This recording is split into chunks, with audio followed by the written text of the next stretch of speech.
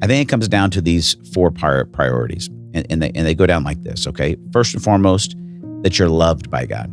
That's where it starts. A lot of times people say, well, isn't it we're supposed to love God with our heart, soul, mind, strength? We are, but I found practically in my life that I actually have to start with what starts the process, right? I love God because I'm loved by him.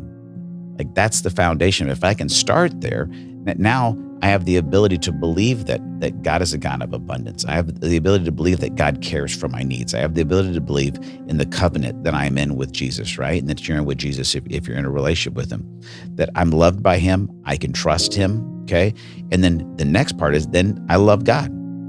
I'm loved by God. Second thing is I love God, and I love him more than my possessions. I love him more than my money, and I trust him if I'm in seasons of plenty or I'm in seasons of want, because I'm not alone in this process, and I'm trusting him for the life he's going to bring into my life, to bring to me, okay?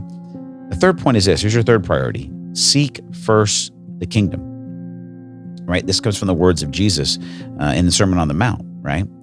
Is love God, like trust him, right? And then seek first his kingdom, not third or fourth, or after I have enough money, then I'm going to start seeking the things of God. No, I'm loved by God. That's the foundation. Then I'm loving God, and I'm seeking first his kingdom, his righteousness, his will in my life. And then that sets me up to live my life by this fourth priority, which is this: know that all these things will be added to me.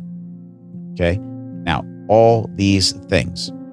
I don't get to determine what all these things are. All these things do not mean an upper middle class lifestyle in America, right? All of these things don't mean Ferraris or hot tubs.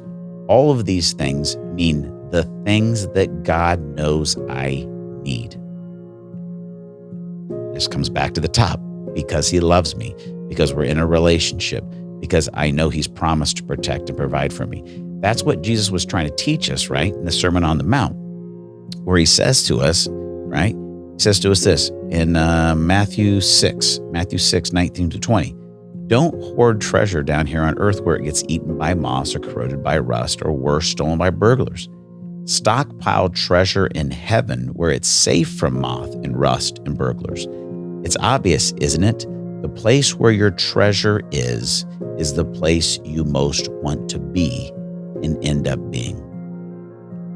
Jesus ends this amazing sermon, portion of this sermon, at the very end, and he says this, and I think this is so good.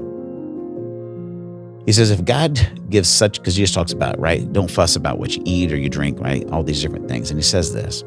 He says, if God gives such attention to the appearance of wildflowers, most of which are never even seen, don't you think he'll attend to you, take pride in you, do what's best for you?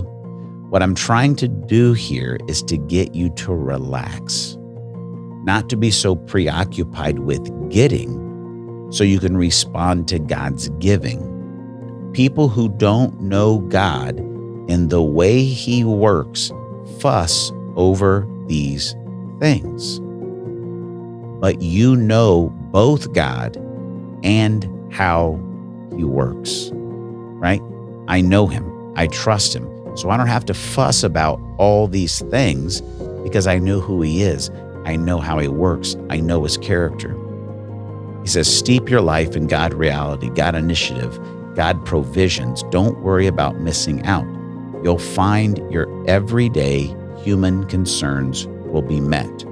Give your entire attention to what God is doing right now, and don't get worked up about what may or may not happen tomorrow. God will help you deal with whatever hard things come up when the time comes.